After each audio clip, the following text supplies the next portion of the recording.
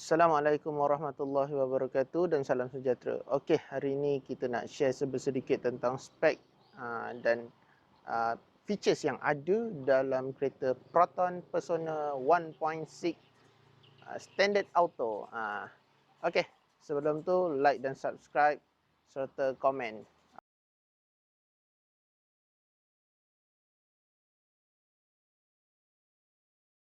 Okey, ini merupakan Proton Persona second batch ataupun dipanggil generasi kedua.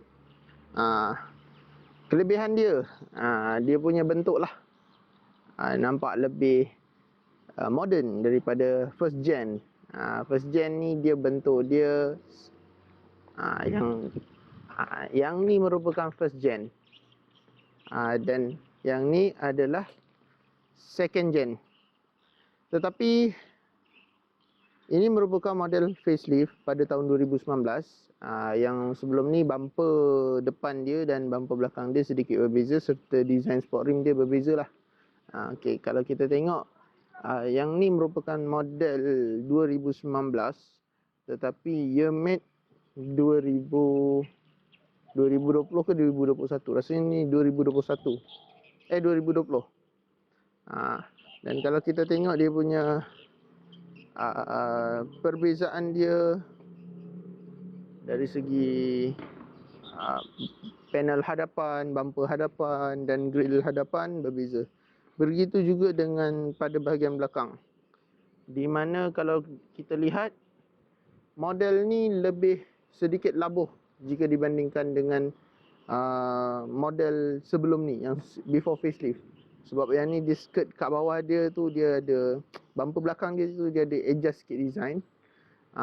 Dan yang ni juga telah dinaik taraf ataupun dibaik pulih untuk dia punya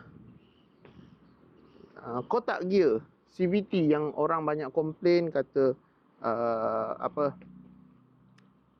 clutch punch dia punya CVT tu agak lambat bertindak dan respon. Tetapi alhamdulillah model ni dia dah upgrade. Okey, jom kita tengok dia punya features yang ada untuk standard auto. Kalau pada yang berminat, kereta ni dijual pada tanda harga 44,600. Tetapi kalau on the road, harga dianggarkan dalam 46,000 lah. Siap insurans, siap semua, dalam 46,000. Okey, kalau kita tengok apa yang ada untuk features spek standard ni. Kalau kita tengok lebih dekat, dia telah mempunyai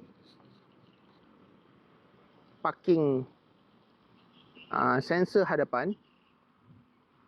Dan kalau kita tengok dia punya grill hadapan pun, yang ni sedikit berbeza dibandingkan dengan model before facelift. Dan dia punya skirt bawah ni lah, dia punya skirt pula, cover bawah ni, bumper, skirt bumper, dia berwarna piano black. Kalau kita tengok sport rim pula, untuk sport rim standard auto ni dia diberi sport rim berukuran saiz 15 inci. Tetapi dia hanyalah dibekalkan dengan single ataupun satu tona color saja. Ni dia punya ukuran tayar dia 185/55 R15. So kereta ni dia punya sport rim dia berukuran 15 inci dan dia punya ketebalan dia 55. Di mana kalau ketebalan 50 ke atas ni okey lah, tak sakit badan, bawa pun selesa. Dan dia punya ukuran tayar dia pun tidak terlampau lebar. So kereta ni cun-cunnya. Okey, kalau kita tengok dari segi sudut samping, tiada perubahan yang ketara untuk spek standard ni. Tetapi bila kita ke bahagian belakang sahaja, kita akan nampak perubahan lebih ketara dari segi emblem Proton itu sendiri untuk facelift ni, dan bumper bumper belakang lebih labuh. Before ni bumper belakang agak sedikit runcing ataupun sedikit tinggi, tetapi untuk 2019 punya dia dah sedikit tinggi, sedikit labuh dan dilengkapi dengan fog lamp. Kalau kita tengok ni ada fog lamp lah. Dan dia punya spoiler ni pun berwarna, kalau kita tengok ni spoiler dia, warna dia adalah black piano juga. Okey, kalau kita tengok pada bahagian belakang ni juga, perubahan yang agak ketara pada dia punya antena lah. Antena dia sebelum ni menggunakan stick antena, tetapi dia dah di-upgrade kepada jenis shark antena. So lebih tahan dan tak ada masalah patah serta lebih kemas. Jom kita tengok pada bahagian dalaman dia pula macam mana. Okey, ini merupakan sudut dalaman. Kalau kita tengok sudut dalaman yang dibawa untuk spek standard auto ni, dia menggunakan color ataupun material warna yang agak cerah dibandingkan dengan spek premium yang lebih banyak kepada gelap. Dan kalau kita tengok dari segi dia punya panel meter untuk model ni telah sedikit perubahan yang lebih menarik. Susunan meter lebih menarik kalau dibandingkan dengan yang model sebelum ni, facelift. Dan kalau kita tengok dia punya kedudukan radio dia lebih cantik daripada sebelum ni. Design radio dia hampir sedikit menyerupai dengan touchscreen walaupun dia bukan touchscreen. Dan kalau kita tengok dia punya seat dia, ni seat dia, kita tengok untuk model 1.6 standard dia mendapat seat full fabric, tetapi kalau yang premium ataupun executive dia semi leather. So yang ni pun dah sedap, dia punya seat pun lembut, selesa. Dan kalau perbezaan dia lain, dia punya knob gear ataupun batang tombol gear auto dia, yang ni dia menggunakan tombol gear jenis zaman dulu punya. Maknanya dia bukan stick naik tarik, tetapi dia button untuk change gear berada di sebelah kanan. Ini lebih menarik lah untuk kita jaga lagi senang, biasa pakai, tak pening. Kalau orang lain pakai kereta kita pun tak pening. Kalau jom kita tengok pada bahagian belakang. Okey, kita tengok sudut belakang. Ini merupakan sudut kereta Persona ni, sudut pada bahagian belakang. Dan kereta ni sebenarnya berada di dalam segmen B. So dia punya kategori masih berada di dalam Myvi, Iris, Honda City dan Vios serta Mazda 2.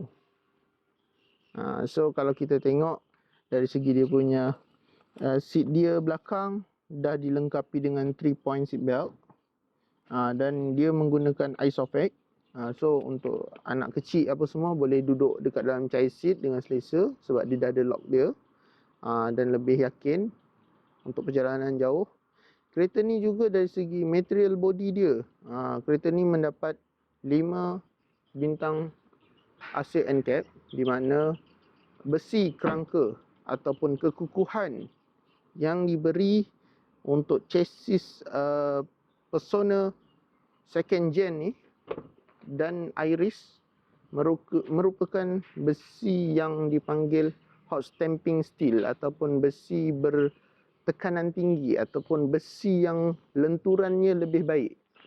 Means kalau kereta tu menggunakan besi biasa dengan hentaman yang agak kuat, untuk kereta biasa menggunakan besi biasa, kesan ataupun impact yang akan terhasil dari hentaman hadapan kemungkinan besar boleh diserap ke dalam. Maknanya tulang pada bahagian A-pillar dengan B-pillar ni akan bingkuk. Tetapi untuk Persona ni, insya-Allah dia tidak melibatkan bahagian dalam kabin. So walaupun kereta tu hancur, orang dalam kabin still insya-Allah selamat.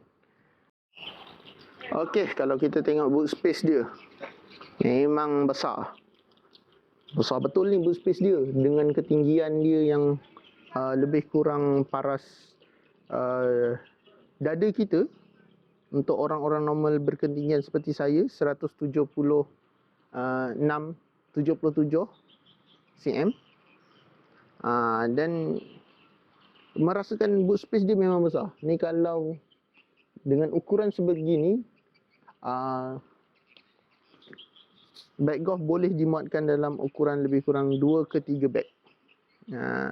Dan kalau untuk keluarga permulaan, maknanya anak baru 2 orang, kereta ni boleh dikatakan kategori sesuai walaupun dia sedan, tetapi bonnet ataupun boot space dia yang diberikan sangat berbaloi.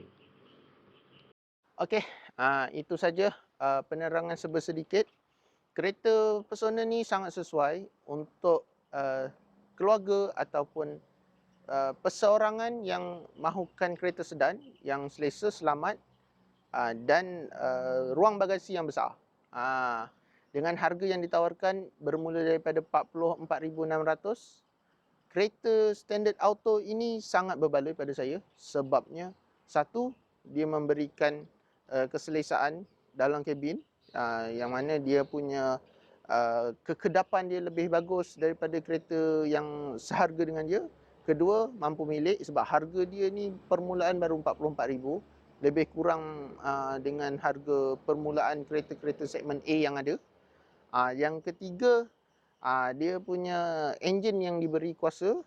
Enjin dia menghasilkan lebih kurang 110 PS anggaran dan 145 Nm torque. So sudah memadai untuk kereta 1.6 dengan bodi yang berat rata-rata dalam 1200 kilo ni lah.